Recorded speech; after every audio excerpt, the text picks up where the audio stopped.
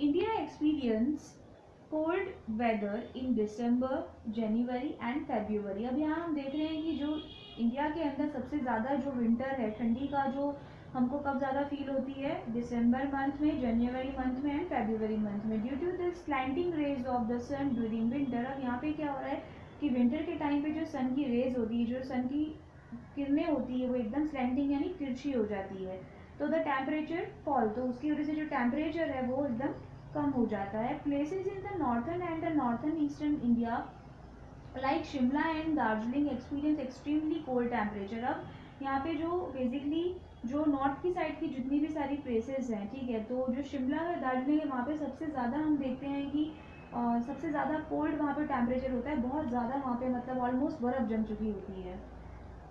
Many times the temperature falls below 5 degree Celsius. कई बार तो ऐसा भी हो जाता है कि वहाँ का जो बेसिकली जो टेम्परेचर है वो एकदम 5 डिग्री से कम हो जाता है, ठीक है, which result in snowfall at times, और उसकी वजह से स्नोफॉल होना स्टार्ट हो जाता है। It is not very cold in the southern India as it is comparatively near to the equator. अब हम बात करते हैं जब साउथर्न इंडिया की, तो वो वहाँ पे इतना ज़्यादा कुछ भी हमको कोल्ड देखने को नहीं मिलता है, क्योंकि बेसिकली वो इक्वेटर के एकदम नियर बाय है।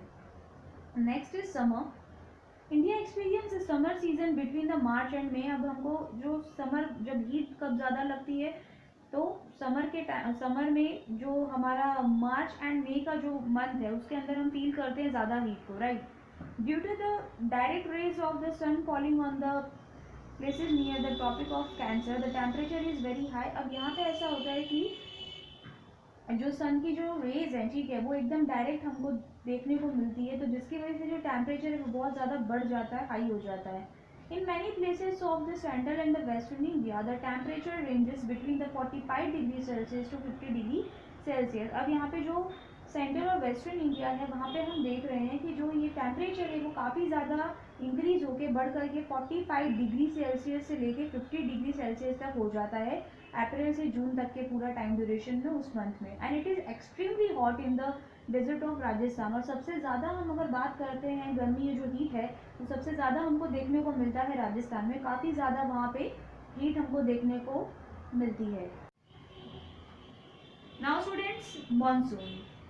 Monsoon is a very important season of India, as we all know कि हमारा जो मानसून सीजन है वो बहुत ज़्यादा इंपॉर्टेंट है। अगर हम बात करते हैं एग्रीकल्चर सेक्टर की, तो विदाउट मानसून, विदाउट वाटर, हमारा जो ये सब चीज़ें फुलफिल नहीं हो पाएगी।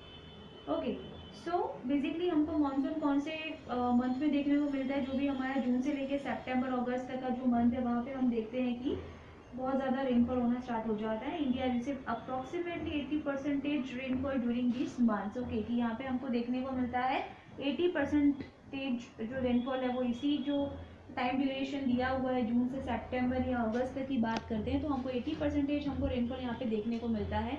The winds blowing across the Arabian Sea enter India through the Malabar coast of Kerala. Okay. The winds blowing across the Bay of Bengal brings rainfall to the eastern parts of India like West Bengal, Assam and Meghalaya. यहाँ पे अगर देखने की बात है कि जो हमारे जो ईस्टर्न पार्ट की बात कर रहे हैं, तो वहाँ पे वेस्ट बंगाल, आसाम एंड मेघालय में हम देखते हैं कि बहुत ज़्यादा रेनफॉल रहता है। And Monsoon winds bring rainfall to Punjab, Himachal Pradesh and Uttarakhand in the month of October and November. तो पंजाब और हिमाचल प्रदेश और उत्तराखंड की बात करते हैं, तो वहाँ पे थोड़ा सा अक्टूबर और नवंबर के टाइम पे हमको वहाँ पे क्या देखने को मिलता है, rainfall, right. Effect of climate on human life. Climate has a tremendous effect on human life. This effect is visible in the diet, lifestyle and the nature of the people, right? कि ये जो climate है इसका हमारी human life पे बहुत ही ज़्यादा effect है, जिसकी वजह से we can see that we will change our food habit, lifestyle and the nature of people. Rajasthan faces water scarcity and hence the most of the houses have the wall terraces to store a water. अब राजस्थान जो है, हमको पता है कि वहाँ पे already बहुत ज़्यादा स्कैसिटी है वाटर की, तो उनके जो टेरेसेस होते हैं वो एक वॉल जैसे उन्होंने क्रिएट करे होते हैं, ताकि वो लोग वहाँ पे ज़्यादा से ज़्यादा वाटर को स्टोर कर सकें।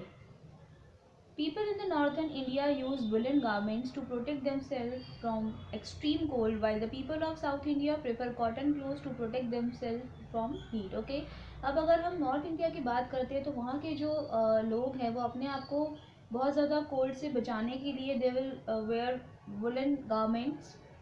ओके, अपने आप को प्रोटेक्ट करने के लिए। एंड जब हम साउथ इंडिया की बात करते हैं तो वहाँ के जो भी पीपल हैं, वहाँ के जो भी लोग हैं, वो अपने आप को एक कॉटन क्लोथ से मतलब वो उसको ज़्यादा प्रेफरेंस देते हैं क्योंकि ऑलरेडी वहाँ पे बहुत ज़्यादा हीट होती है। The people of the desert regions wear loose cotton clothes to prevent them self from the continuous heat. अब वहाँ पे जो राजस्थान के लोग हैं वो क्या करते हैं, बहुत ज़्यादा वहाँ पे हीट रहता है तो वो भी कॉटन क्लोथ से ज़्यादा क्लोथ्स ही प्रेफर करते हैं।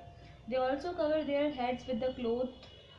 ओके, अब वो जो अपने सर हैं उसको भी एक पगड़ी से कवर कर लेते हैं, ठीक है, ताकि मतलब to protect their head and hair from the sand, की ताकि हीट से भी बच सके उनके जो उनका जो हेड है वो, और अपने उनके जो बाल है वो मिट्टी से बच सके। Due to the varied climate condition across India, the people of Gujarat are usually engaged in businesses. The people of Punjab are mostly soldiers, while the people of northern India are involved in agriculture, right?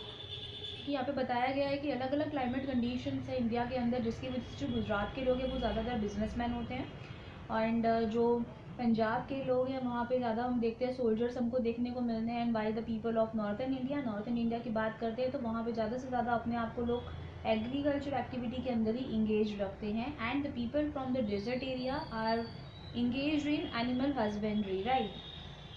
And next is the wheat is the staple food of the people of the coastal areas of Gujarat, while the rice and fish from the staple diet of the people of Tamil Nadu, Kerala and West Bengal। की जो wheat है वो हम देखते हैं कि एक staple food है, ठीक है, कहाँ का, जो भी कोस्टल एरिया है गुजरात का वहाँ का।